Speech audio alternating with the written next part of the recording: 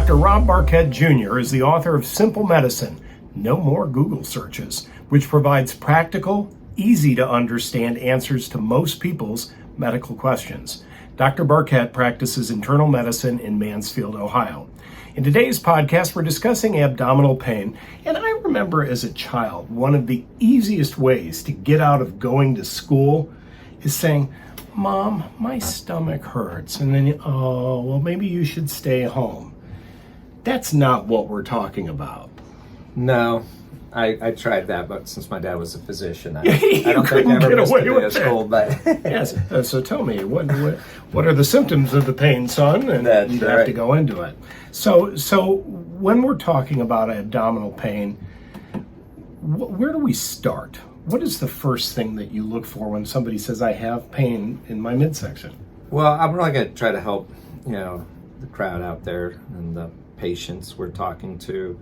Try to, there is acute abdominal pain and chronic. So what I think I'm going to today lean on is, why are you making this appointment to come to the doctor when you should make an appointment, come to the doctor, or go to the emergency room? Okay. So we'll start with acute. Acute. What does that mean? That means something that's just gone on for the past, several days, or it's getting worse. Maybe you've had it a week and it's getting, the symptoms are getting worse, or you woke up, you were fine yesterday and today you're bad. And so when patients, and a lot go to the emergency room when they just literally don't want to. So patients will call our office, and the nurses are pretty good at triaging. And the symptoms we like to know is that, when did it start? Where is the pain located? Mm-hmm. What makes the symptoms better? What makes the symptoms worse? And really, what are the associated symptoms? Bad things that means get to the emergency room or get your doctor would be fever, chills, nausea, vomiting, bloody diarrhea, black stools. Mm. And then again, when they come in, I like them to describe the pain that they are having. Sure. Could it be a stabbing pain, or maybe a consistent pain, or it hurts when I move? Absolutely. Those Okay. are things we look for. And a lot of times, though, again, when you're the primary care doctor, I'm looking at you. If you're smiling and tell me where this pain is and the bad symptoms, I'm thinking, not sure we're dealing with something serious. So my job is Either that, or you're a really good actor and you belong on the stage of the Renaissance Theater. That's correct. So and so by the time I've asked them, and then exactly where the pain is it in the right upper portion, the left upper, right lower? Does the pain radiate? And so by the time I'm actually just done with the history, I should have a pretty good idea and what's going on. And like I said, what makes things worse? Does food make it better, or is it worse an hour after eating? What medications have you been? Have you been taking Advil, Motrin, Aleve? Have you been on antibiotics? Have you had this before? If you've ever had any surgery? So there are other things, real quickly in my own mind that I decide, And then by the time I get to the physical exam, and I press their belly, and bad things are, I tell patients, if you push in anywhere in your belly and you let go and the pain gets worse, I know it's emergency room time or surgical time. Right. Now, you have advocated to always err on the side of caution for any medical issue. So if I'm at home and I'm feeling pressure or cramping or stabbing, I should call and make that appointment regardless, or at the very least, talk to one of the nurses. Absolutely. There's no stupid questions at all. And anything that's new to you over the past several days, within the week, it really should be, it should be evaluated. And the chronic things we were not really going to talk today, like irritable bowel syndrome, but they've usually had the diagnosis already, or I was hoping we would talk about some of those. Well, we could talk about that. So I remember there was a movie in the 70s, this is obviously before your time, called House Calls. And Walter Matthau presents a gift to his girlfriend, and it's the most beautiful stones. And she says, "Well, where did you get these?" He says, "This is Mrs. Williams' gallstones." What are gallstones? Well, the gallstones, the bile duct and the biliary tree, we really thought the gallbladder, as soon as you almost start thinking about eating or you're chewing, it secretes bile or enzymes to break down your food. And we're thinking, oh my gosh, how important the gallbladder was. But then you figure out they take the gallbladder out and you're still okay. But they're just stones, like that's the kidney stones. They precipitate in the gallbladder. Millions of people have gallstones, which are just little, like a kidney stone, just a conglomeration of material. And if these little stones, balls, whatever, get stuck in a biliary duct, that's when you can get what we call acute cholecystitis, which is inflammation or infection of the bladder. Of the gallbladder. Or it can get stuck in the pancreatic duct where you can get pancreatitis. And both of those are medically concerning emergencies. So what is pancreatitis? Well, pancreatitis, so if we go through, I think what I'll do is go through the differential of, the problems that need immediate medical care by myself or the emergency room staff. And the first one is appendicitis. And the appendix is a no good little piece of tissue organ in the right lower quadrant of your belly. Do we have any idea what that does? Honestly, I don't. It has no function that I know. Because I had heard back in the Stone Age that it was used to break down extremely difficult things like rocks and wood and things of that nature. And apparently, and I don't know if this is true or not, I had a biology teacher who chewed his fingernails, and when he had an appendicitis, the fingernails were in the appendix.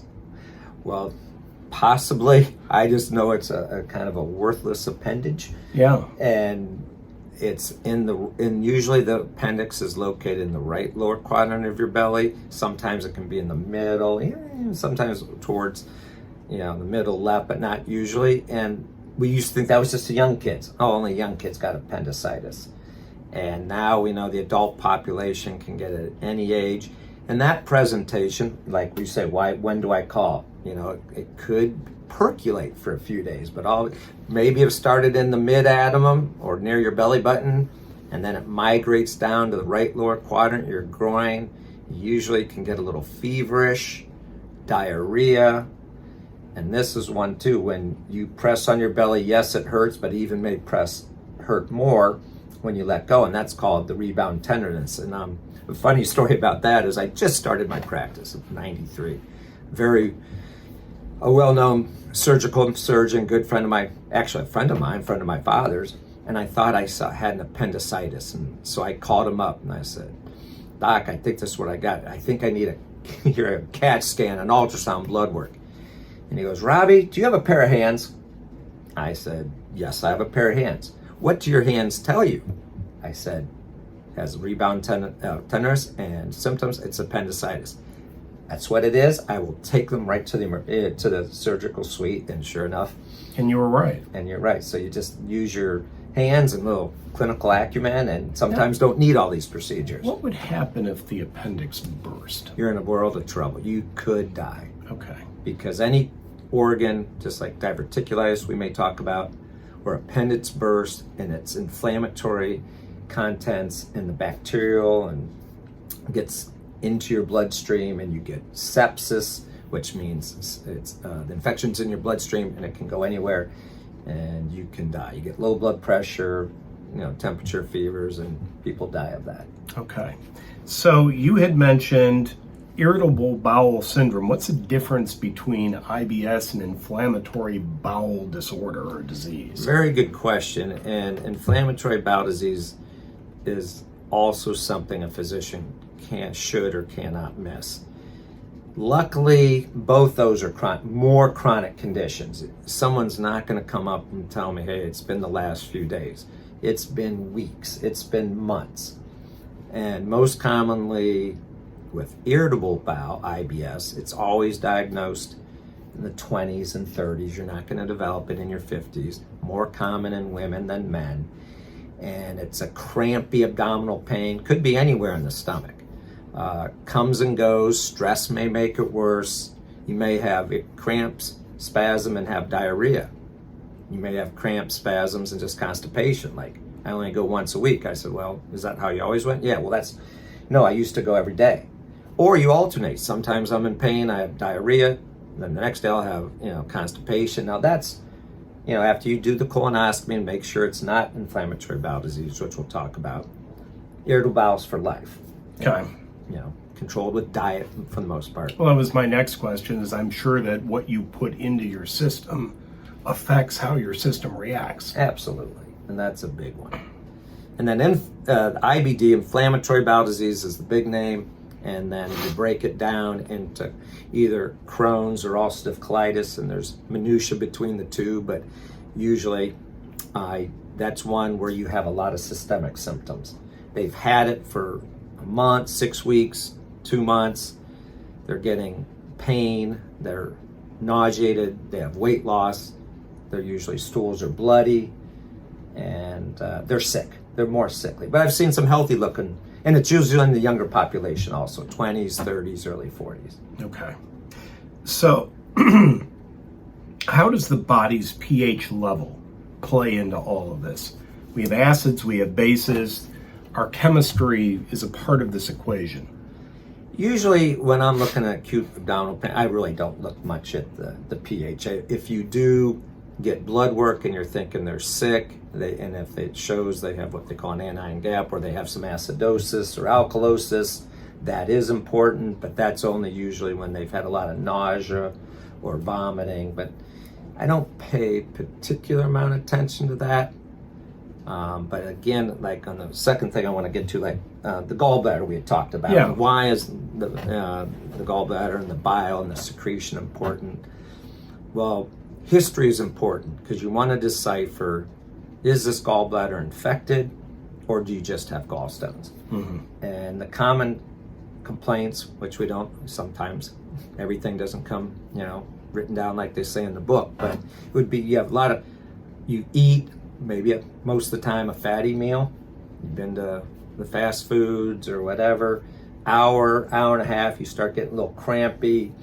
Usually starts again right under this bone here, the sternum, and then really goes to the right upper quadrant underneath your ribs on the right, and a lot of times pain radiates to your right shoulder. Okay. And that may just be gallstones. Gallstones are in there messing up the fluid and the secretion. But if the patient tells you it's getting worse, the pain more frequent, they're having fever, chills, nausea, vomiting, diarrhea, it's to the emergency room. We go for blood work and an ultrasound, and to make sure, nothing emergent's going on, because millions of people have gallstones and we just do nothing with it. Okay. And then your other question with pancreatitis, again, those gallstones, pancreatitis is inflammation of your pancreas, and the pancreas lies more in your back. It's retroperitoneal is a big medical term. That just means it's in your back. In the back. And 80% plus causes are either alcohol or gallstones. Okay. So, and this is where you get a pretty severe abdominal pain, usually in the mid-abdomen, made worse with eating, could be made worse with movement. You may feel like a boring pain going to your back, and you're usually pretty darn sick. And so, first question is, alcohol. Second, what are the risk factors for gallstones? And right. Unfortunately, risk factors are female, obesity, 40, female fat 40. Wow. But and then you look for alcohol or stones, and really when you're thinking, if I think it's a possible pancreatitis, but they're not that sick or toxic, in the office I say, hey, let me draw the blood count today, and the big tests are called an amylase and a lipase. They're specific, pretty specific. Okay. Especially the lipase for the pancreas. And then maybe get the ultrasound and then go home. And if I see them the next day, they come in and you do the conservative treatment, make sure they don't eat at all, rest the pancreas. But if those lab tests are abnormal or severe symptoms, they have to be in the emergency room with a nasogastric tube where they don't eat and just rest. Right. Give their system a break. Right. So, last question. Is there anything that we can do as patients to avoid abdominal issues? Is it don't eat so much spicy food, or is that irrelevant? That's a good question, because that's the last major cause of abdominal pain.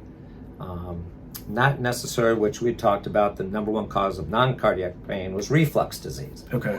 Well, we don't want to miss a peptic ulcer disease. Okay. And a peptic ulcer means your stomach's inflamed, could be little ulcers in there. Hopefully these ulcers haven't gotten larger. And that's usually all lifestyle.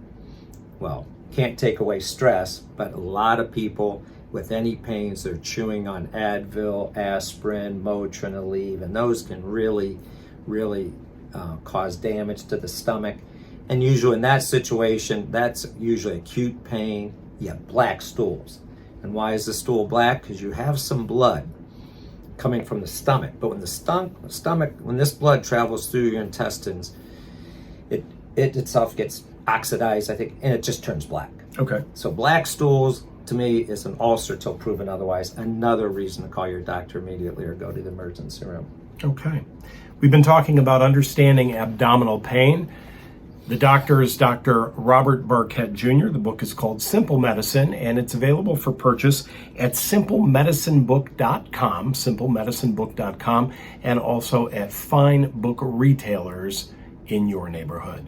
I'm Jay Fox. This has been Simple Medicine. Thanks so much for watching. Thanks, Jay.